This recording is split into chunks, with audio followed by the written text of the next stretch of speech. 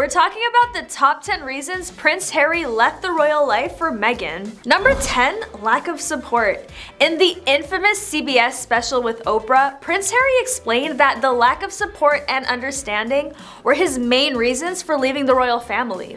Harry's frustration with the British press is no stranger to the public, and he confirmed that it was a driving force to remove himself and his family from the situation because he could see where it was headed, in what could be a reference to the struggles of his mother, the late Princess Diana. Prince Harry also explained his efforts to protect his family from the press. I asked for calm from the British tabloids, once as a boyfriend, once as a husband, and once as a father. Harry then went on to explain how the move was about getting away from the UK press and because they weren't getting enough support from the firm. Harry also admitted that his father stopped taking his calls because of his decision to move. Sounds like King Charles got a little salty. When asked about his immediate family, Harry said, "My father and brother, they are trapped. They don't get to leave," and later agreed that if he had the support, he'd still be there.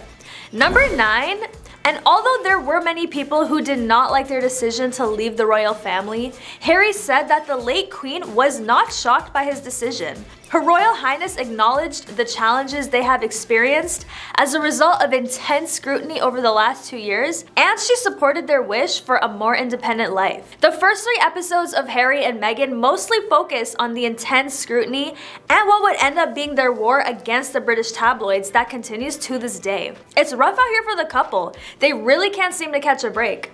Do you think the media is being too harsh, or is it deserved? Even though it might not be relevant from the way the media portrays Harry's relationship with his grandmother Queen Liz, Harry made sure people knew that he never blindsided the Queen, which was said in reference to the stories surrounding their departure from the royal family. According to Harry, the story emerged from the institution.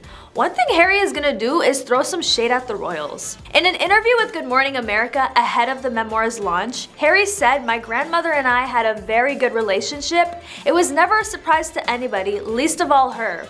She knew what was going on, she knew how hard it was, and she never said to me that she was angry. I think she was sad that it had gotten to that point." It's a good thing Harry has that kind of support from his grandmother, considering most of the other royal members did not appreciate his decision. Number 8, Harry being a prince and all, it would obviously be harder for him to jump into the dating scene without the media wanting to be involved in everything he does. That being said, according to their miniseries, when they met in 2016, Harry explained that he was terrified of her being driven away by the media, the same media who'd driven so many people away from him. Ouch. To Meghan, the concept of the monarchy was foreign, and she admitted during an interview that after their engagement announcement, she didn't quite understand what she was getting into when she and Harry first met. "Because I'm from the States, you don't grow up with the same understanding of the royal family," she said. I don't think either Meghan or Harry knew what they were getting into. Admitting she didn't know much about him, the only thing she asked when her friend wanted to set them up was, "Well, is he nice? 'Cause if he wasn't nice, it just didn't seem like it would make sense." Touché, Meg. Number 7, the press coverage on the couple was starting to become more vicious, and Meghan's mother, Doria Ragland, told her daughter that she believed it was because Meghan was mixed race. In a rare interview featured in the 2nd episode of Harry and Meghan, Doria remembered, "I said to her that this is about race. You may not want to hear it, but this is what's coming down the pike." Mama Doria knew what was going on because much of the earlier coverage of their relationship unapologetically made reference to her background or race. Tabloids said she was from the wrong side of the tracks, and the Daily Mail ran a headline that read, "Harry's new girl is almost straight out of Compton." As gross as these headlines sound, them actually being published almost feels like a joke. These tabloids cannot be serious. Harry and Meghan were married in 2018, and the couple, particularly Meghan, continued to face criticism. Hashtag Meghan Markle Go Home started trending on social media, while the Times ran multiple stories about her bullying royal aides and how her demands left staff shaking with fear. A Sussex spokesperson called the accusations a calculated smear campaign, and bad feminist author Roxane Gay tweeted at the time, "These British papers really cannot tolerate that Prince Harry loves a black woman. They will never ever stop trying to tear Meghan apart." During her pregnancy with Archie in 2019, Kensington Palace staff were put on high alert due to the rise in racist online abuse targeting the Duchess of Sussex. Neil Basu, who was in charge of royal protection during his time at the Metropolitan Police, told Britain's Channel 4 that if you'd seen the stuff that was written and you were receiving it, you would feel under threat all of the time.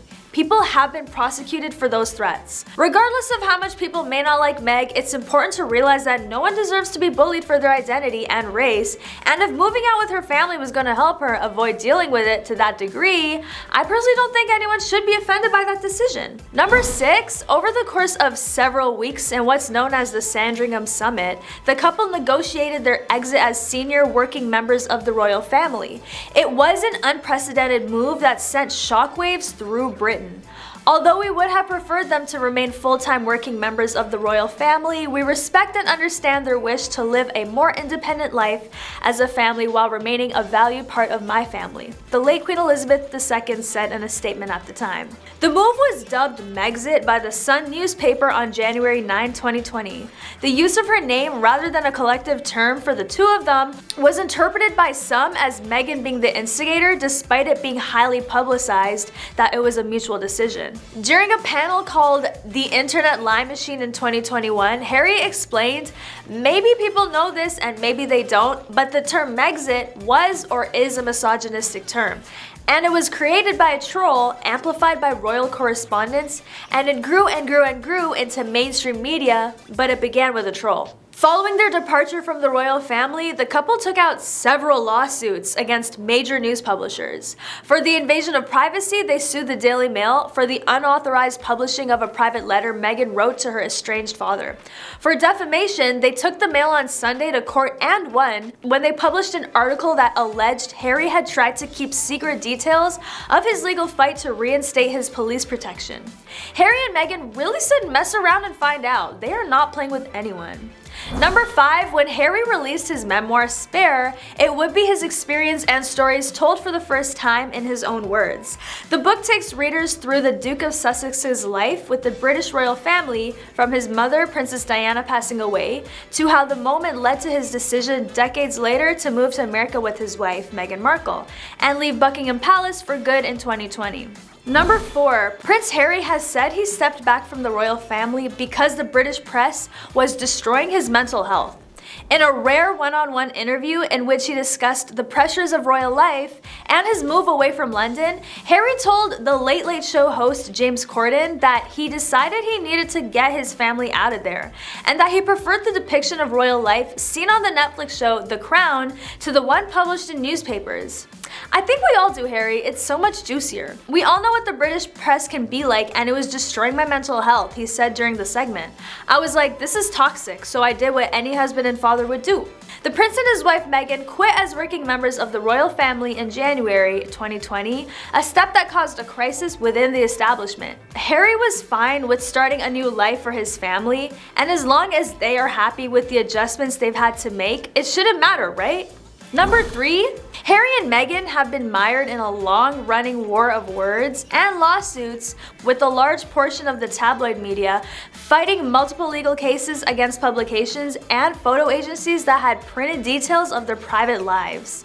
Meghan won a privacy claim against the publishers of the Mail on Sunday after they published a letter she sent to her father and launched a stinging rebuke to dehumanizing media organizations after the verdict, saying the damage they have done and continue to do runs deep.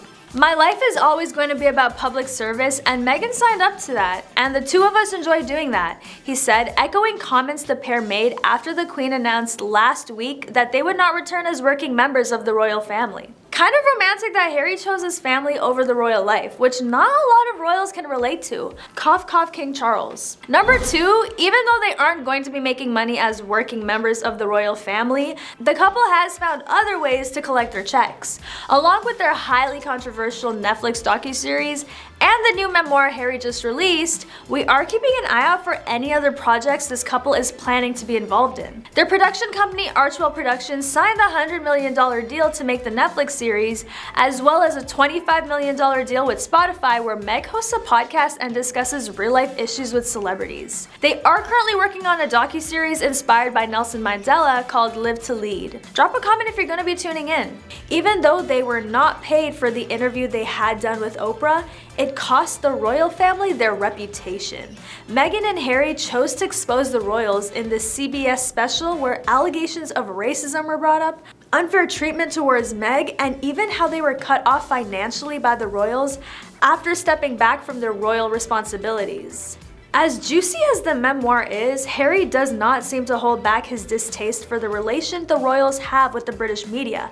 Harry even insinuated that the relationship the royals have with the press has dictated a lot of kinds of attention and headlines they've had, calling them an extended arm of PR over 30 years. We already knew how much Harry dislikes the paparazzi, especially after his mother's fatal car crash, so I guess there's no surprise that he decided to go in on the British media and their invasive tactics.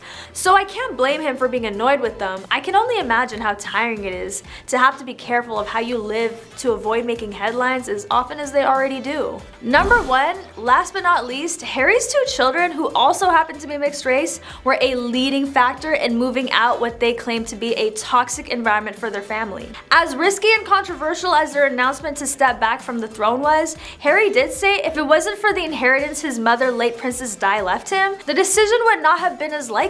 Maybe they would have taken a different approach to how they live their royal lives. What do you think? Would they still have made a decision as big as moving out if it wasn't for Princess Diana? If Harry was the next in line to the throne, I wonder if his priorities would be different. That would be interesting, right? Watching the next in line of the throne figure out what their next moves would be would most probably be much more detrimental to the crown than the 5th in line. We all know Harry never liked a lot of the things that happened within the royal family, but watching him expose the royals the way he's been doing after getting with Meg puts into question whether he would have made a similar decision if he married any other woman. Unlike many other royal family members, Meg has been very vocal about the treatment and her experiences with the family, which has caused a lot of backlash. Many people even think that if it wasn't for Meg, Harry would not have made the controversial decision of moving out of the palace and stepping away from his royal duties. Even his relationships with his own brother seems to have become much worse than what it was before he was dating Meg. As problematic as the prince is being right now makes us question if he's always been like this, or being with Meg has driven him to become like this. Do you think the topics Harry chose to discuss in his memoir was his own decision, or do you think Meg played a role in influencing that decision? But anyway, that's all for today's top 10. Thanks for watching. Don't forget to like, comment, and subscribe, and I'll catch you next time on The Rich Life.